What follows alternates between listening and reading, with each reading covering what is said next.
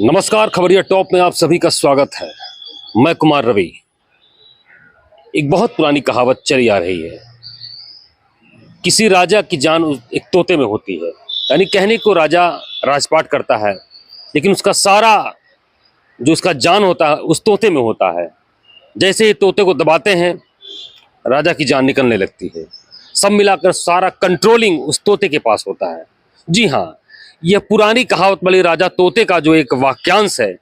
यह कहीं न कहीं सूबे के ट्रांसपोर्ट डिपार्टमेंट यानी परिवहन विभाग में भी देखने को काफ़ी अरसे से मिल रहा है। तकरीबन 12, 13, 14 साल तक हो गए, या यूँ कह लीजिए विभागीय जानकार कहते हैं कि 2 दशक से अधिक का समय ये लगभग होने जा रहा है कि इस तरीके से यहाँ भी तोता और राजा वाली कहानी चल रही है। जी हाँ, यहाँ पर बात हो रही है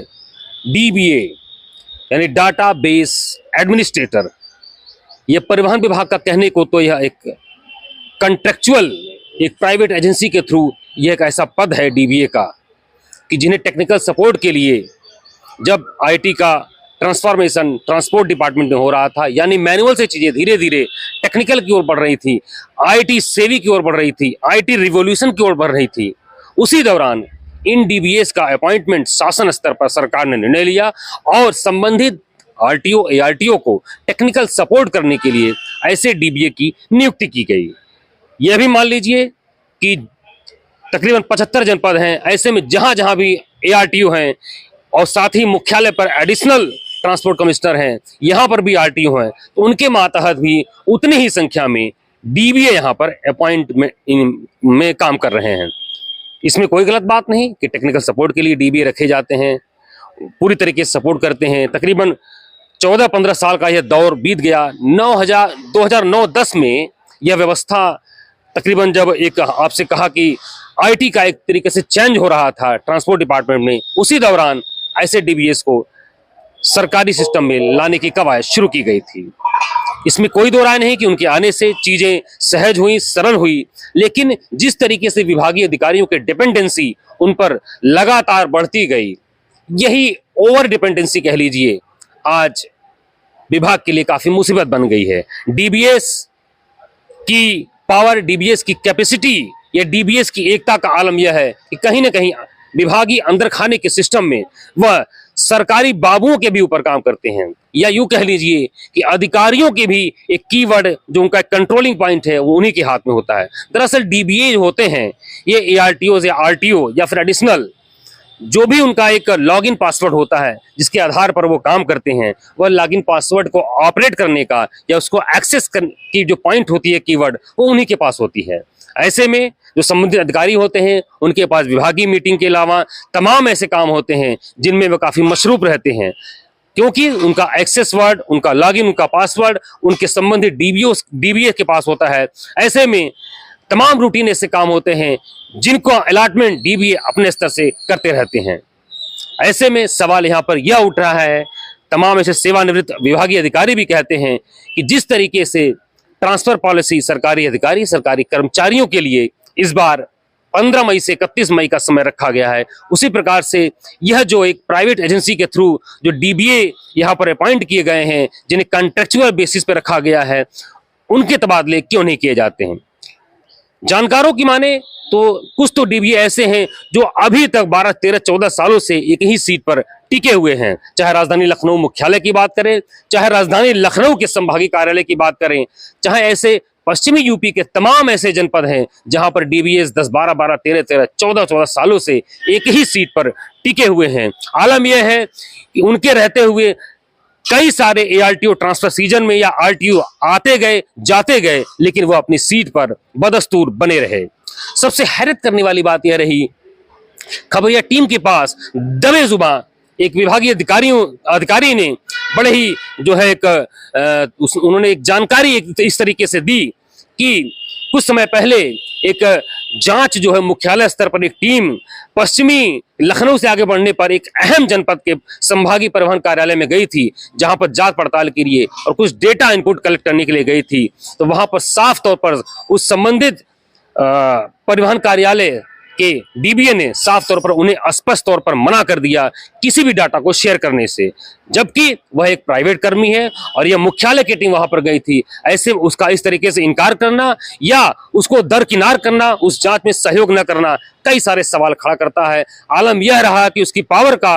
अंततोगत्वा उस टीम को बेरंग वापस लौटना पड़ा और अपनी रिपोर्ट उसी तरीके से मुख्यालय पर वहां पर सौंप देनी पड़ी और आगे वह सारा मामला ठंडे बस्ते में चला गया। और वो जो अधिकारी जांच करने वाले वो टीम थी, इसमें अलग अलग जनपदों में वह काम कर रहे हैं। फिलहाल इन डीबीएस को लेकर जो एक उनके सीट पर जड़ता बनती जा रही है, किस तरीके से जड़ता खत्म होगी एक ही सीट पर काबिज होने से। जो एक्सेस पॉइंट है, जो डेटा है, जो कहते हैं कि इस समय आईटी युग का है और इस समय टाइम और डेटा, यह दो चीज ऐसी हैं, अगर किसी के पास इसका एक्सेस पॉइंट हो जाए तो वह पूरे सिस्टम को कंट्रोल कर सकता है। तो क्या ट्रांसपोर्ट डिपार्टमेंट इस चीज पर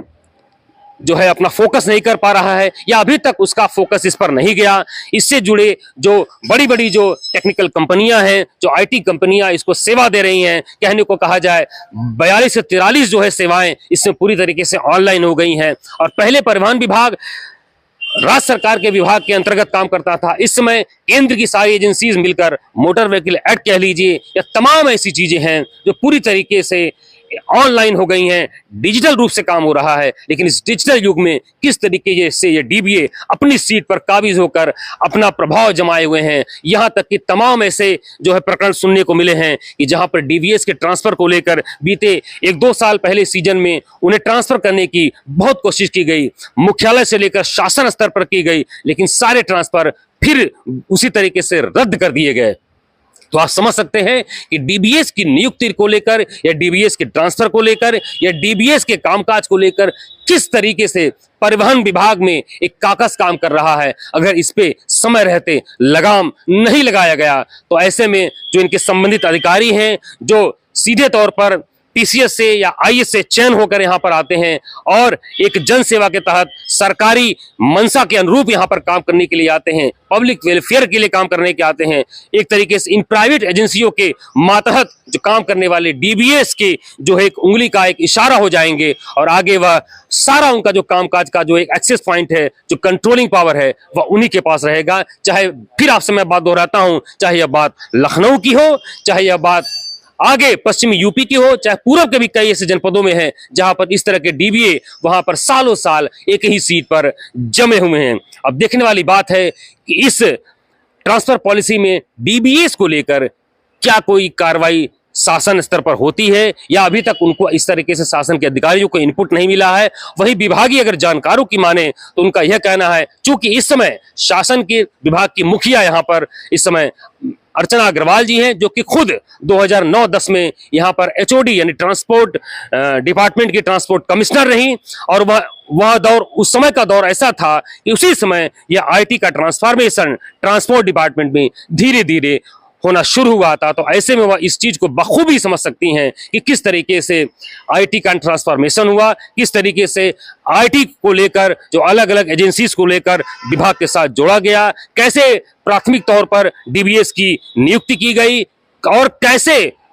आज आलम यह है कि उनके जाने के बाद से जो व्यवस्थाएं बनती गईं, अभी तक इन डीबीएस को लेकर क्यों कोई कार्रवाई नहीं की गई, क्यों उनके ट्रांसफर नहीं किए गए, क्यों ऐसा नहीं किया जा रहा है, यह एक बहुत बड़ा सवाल है। फिलहाल अभी देखते हैं कि आगे इस वीडियो के जारी होने के बाद शासन चाहे विभागीय मंत्री किस स्तर से कार्रवाई करता है। अगले वीडियो में आपको सिलसिलेवार पूरे कलेक्टिव तरीके से इन डीबीएस की एक सूची जो है इसको बताई जाएगी और साथ ही डीबीएस के साथ ही यहाँ पर एक ऐसी और एक जमात है जो स्टेनो है, यहाँ पर जो टिके हुए हैं वह फिर से दोबारा वापस आ चुके हैं। इन स्टेनोस को लेकर जो कि वो अधिकारी उनके होते हैं वह ट्रांसफर पॉलिसी के तहत हर साल बदल दिए जाते हैं, जो भी इनकी समय सीमा होती है, लेकिन ये स्टेनो अपने पद पर बने होते हैं। इनको भी लेकर विस्तार से बात की जाएगी। बने रहिए खबरिया टॉप के साथ, मैं कुमार रवि।